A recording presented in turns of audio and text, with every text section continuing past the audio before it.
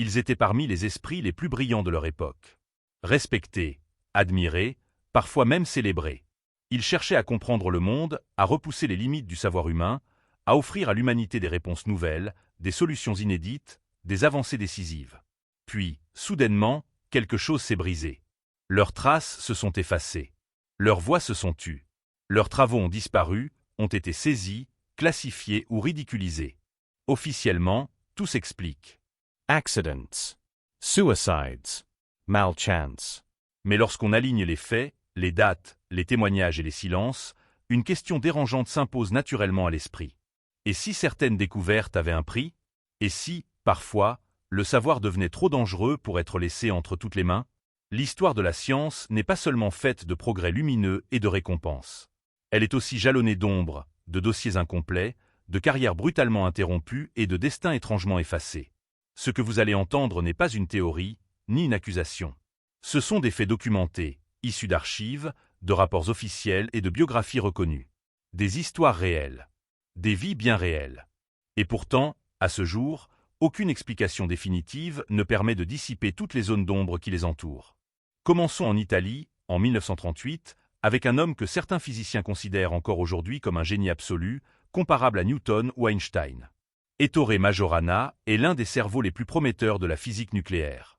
À seulement 32 ans, il est déjà reconnu par ses pairs comme un esprit hors norme. Enrico Fermi, prix Nobel et figure centrale de la physique moderne, dira de lui qu'il n'avait pas d'égal. Majorana travaille sur des concepts révolutionnaires liés à la structure de la matière, à l'antimatière et à l'énergie nucléaire, à une époque où ces sujets commencent à attirer l'attention des grandes puissances. Mais Majorana est aussi un homme tourmenté, introverti, de plus en plus inquiet de l'usage potentiel de ses travaux. En mars 1938, il embarque sur un bateau reliant Naples à Palerme. Il laisse derrière lui plusieurs lettres, certaines évoquant un départ volontaire, d'autres laissant entendre qu'il pourrait revenir.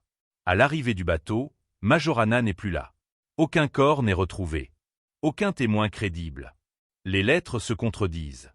Certains affirment l'avoir vu après sa disparition, d'autres soutiennent qu'il se serait retiré dans un monastère, ou qu'il aurait fui pour empêcher ses découvertes d'être utilisées à des fins destructrices. L'État italien ouvre une enquête.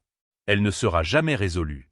Aujourd'hui encore, le nom d'Ettore Majorana figure parmi les disparitions scientifiques les plus troublantes du XXe siècle. 25 ans plus tôt, en 1913, un autre homme disparaît dans des circonstances tout aussi énigmatiques. Rudolf Diesel, inventeur du moteur qui porte son nom, est alors un ingénieur célèbre. Son invention promet de bouleverser l'industrie énergétique. Contrairement au moteur à essence, son moteur peut fonctionner avec différentes huiles, y compris des huiles végétales. Une perspective inquiétante pour les monopoles pétroliers naissants. En septembre 1913, Diesel embarque sur un navire reliant l'Allemagne à l'Angleterre. Le lendemain matin, il a disparu.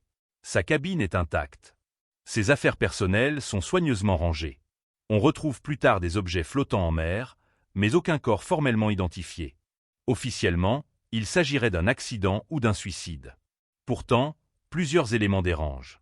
Quelques jours avant sa mort, Diesel avait barré certaines dates de son carnet personnel, comme s'il anticipait quelque chose. Des pages de notes techniques disparaissent. Sa situation financière, souvent évoquée pour justifier un suicide, était en réalité bien plus stable qu'on ne l'a prétendu. Là encore, aucune. Conclusion definitive. Seulement des hypothèses, et une disparition qui intervient à un moment clé de l'histoire énergétique mondiale. Quelques décennies plus tard, à New York, un autre nom légendaire entre dans cette étrange galerie de destins brisés. Nikola Tesla. Inventeur visionnaire, pionnier du courant alternatif, précurseur de technologies qui n'existeront officiellement que des décennies plus tard. Tesla meurt seul, dans une chambre d'hôtel, en janvier 1943. Il a 86 ans. La mort semble naturelle. Mais ce qui se passe après soulève bien plus de questions que la mort elle-même. Quelques heures seulement après son décès, les autorités américaines saisissent l'intégralité de ses documents, carnets, plans et correspondances. Le FBI ouvre un dossier. Une partie des documents sera restituée à sa famille, mais d'autres resteront classifiés pendant des décennies. Certains le sont encore aujourd'hui. Tesla travaillait sur des concepts liés à la transmission d'énergie sans fil, à des systèmes d'ondes et à des technologies potentiellement révolutionnaires. Officiellement, ses idées les plus audacieuses étaient irréalisables. Pourtant, pourquoi saisir et classer des travaux considérés comme inutilisables? Tesla n'a pas disparu physiquement. Mais une grande partie de son héritage scientifique, lui, s'est évaporée. Avançons maintenant vers une époque bien plus récente, en 2003, au Royaume-Uni. David Kelly est un scientifique renommé, spécialiste des armes biologiques. Il a travaillé pour le gouvernement britannique et les Nations Unies. À cette période, le monde est plongé dans la controverse autour de l'invasion de l'Irak. Les armes de destruction massive sont au cœur du débat international. Kelly commence à exprimer ses doutes sur certaines affirmations officielles. Il s'apprête à témoigner publiquement. Peu de temps après, il est retrouvé mort près de son domicile. La version officielle conclut à un suicide. Mais très vite, des médecins, des collègues et des observateurs indépendants soulèvent des incohérences. Blecher's 80 Peaks. Absence de certains éléments médicaux attendus. Témoignages ignores. Une enquête publique est menée, connue sous le nom de rapport Hutton. Elle conclut qu'aucune intervention extérieure n'est à retenir. Pourtant, le doute persiste encore aujourd'hui dans l'opinion publique britannique.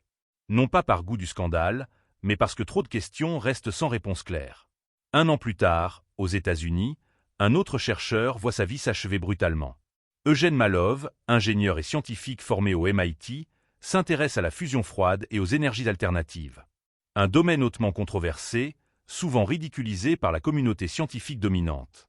Malov dénonce publiquement la suppression de résultats expérimentaux prometteurs. Il affirme que certaines découvertes sont volontairement étouffées car elles menacent les modèles économiques existants. En 2004, il est agressé mortellement dans ce qui est officiellement présenté comme un crime de droit commun. Les auteurs sont arrêtés. Mais pour beaucoup, le contexte reste troublant. Menaces repetees. Prescience. Campagnes de discrédit. Encore une fois, aucune preuve formelle de lien direct entre ses recherches et sa mort. Mais une coïncidence de plus dans une longue série de destins scientifiques brisés. Il serait tentant de voir dans ces histoires une trame unique, un complot global, une main invisible orchestrant chaque disparition. Ce serait une erreur. La réalité est plus complexe, plus nuancée et souvent plus dérangeante. Les intérêts économiques, politiques et militaires ont toujours coexisté avec la science. Parfois en la soutenant, parfois en la freinant, parfois en la détournant. Ce que montrent ces cas, ce n'est pas l'existence d'une vérité unique cachée, mais l'existence de lignes rouges invisibles. Des domaines où le savoir devient stratégique, où l'information devient pouvoir, où la transparence devient une menace. Dans ces zones-là, les scientifiques ne sont plus seulement des chercheurs. Ils deviennent des acteurs involontaires d'enjeux qui les dépassent. Il est important de le rappeler avec force.